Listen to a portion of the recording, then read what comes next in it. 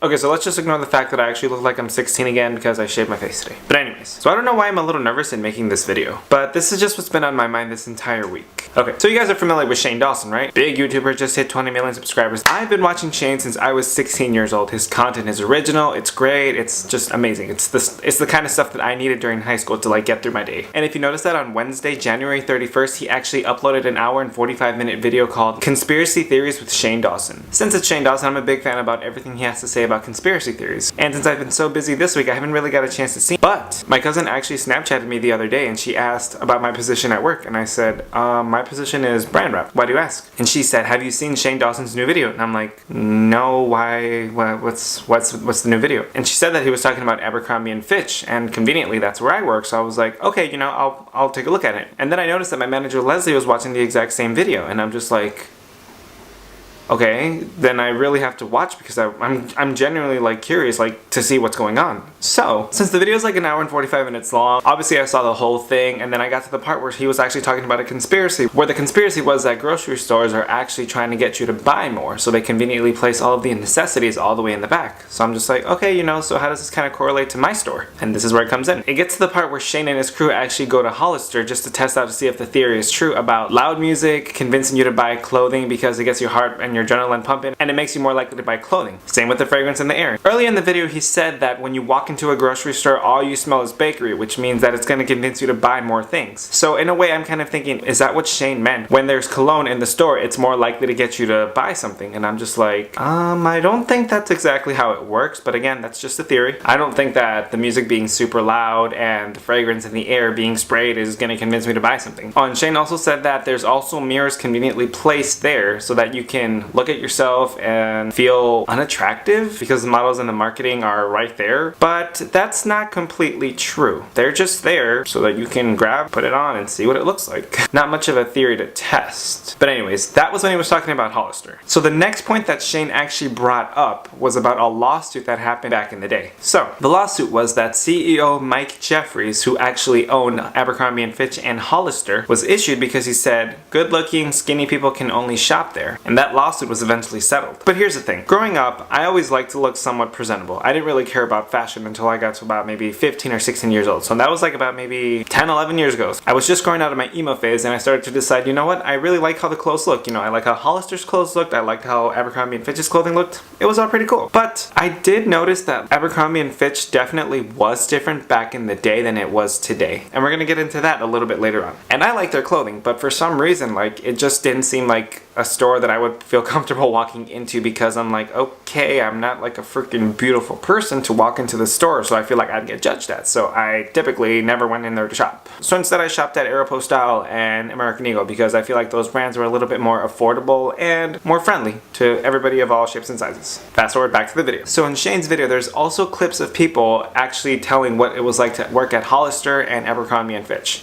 And one of the clips said the interview process was not an actual interview. It was just a look-see, just to see if you were good enough to work there. No, I'm sorry, not good enough. If you were good looking enough to work there. Now see, that's not entirely true. But then again, this was claimed back in the day, which like a couple years ago back. I'm not sure if it was actually back when Abercrombie was just like taking off or like maybe a couple years ago. I'm not exactly sure. But that wouldn't seem right though. Like an interview process that just determined on if you were good looking or not. Like, I don't know, I can tell you this now. It's definitely not like that nowadays. Take it from me. I work there. And the interview process is so much more than just determining if you're good looking. They look to see if you're a people person. They look to see if you're friendly and stylish. They like to see that you can actually interact with customers. They like to see what you can bring to the store. That's basically it. Simple, easy, not controversial at all. So while we're still on that subject, there was also one part of the video towards the end of that theory. Well, I don't even know why I'm calling it a theory. The theory is that you can shop there if the music is loud, etc., and then I just took a different turn. But the last part of that segment basically said that back in the day, I think 2003 or 2004, minority classes such as Latinos, Asians, black people, everybody that was not a white person, they would throw them in the back because they were deemed unattractive. Now listen, I'm not saying that Abercrombie didn't do that. It was a fact. What I am saying is that the previous CEO was a douchebag and that was just really fucking shitty to do. Like,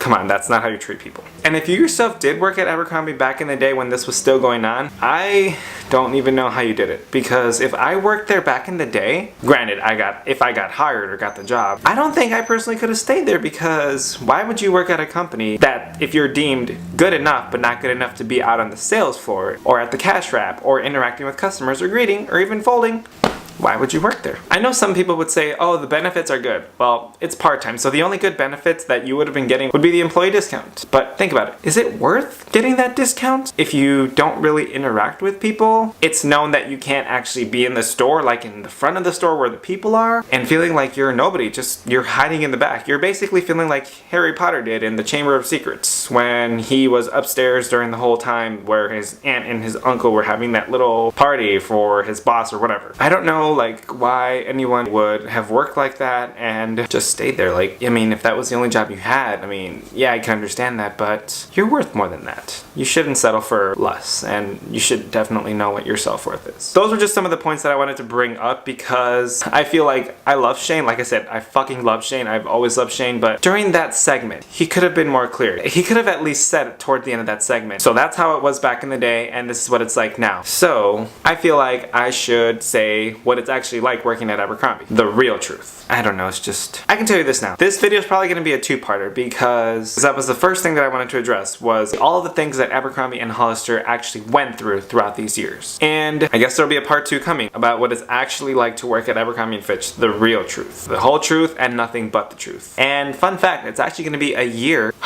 It's actually been a year already. It's gonna be a year in a couple of days. I was hired this time last February, which is freaking insane that a year has passed. I've learned so much. I've learned that it's more than just a clothing store. It's a lot more than you think, but that's gonna be for another video. Also, before I end this video, I know I said that that's gonna be another story or another part in this video, which I'll address later on in the beginning of this video. Well, guess what? If I didn't address it, because I actually don't even remember because I got constant interruptions, my phone ringing and everything going on. If I didn't address any of that stuff, it'll probably be in part 2. What it's really like working for Abercrombie & Fitch. But yeah, guys, I guess that's pretty much it. Like, that's just something that I wanted to say. No tea, no shade. I love Shane. Like, he's fucking awesome. That's all I have to say about that. But yeah, guys, thank you guys so much for watching this video. I know this was kind of like an impromptu. This was definitely not planned, but I feel like I had to say something. I'm gonna go now. I'm gonna go finish editing this video, and then I am going to go get some food because I haven't eaten all day and I'm starving. If you guys like this video, please make sure to give it a big thumbs up. And again, thank you guys so much for watching, and I will see you next week with a brand new video. So until next time, I bid thee fare thee well. Goodbye.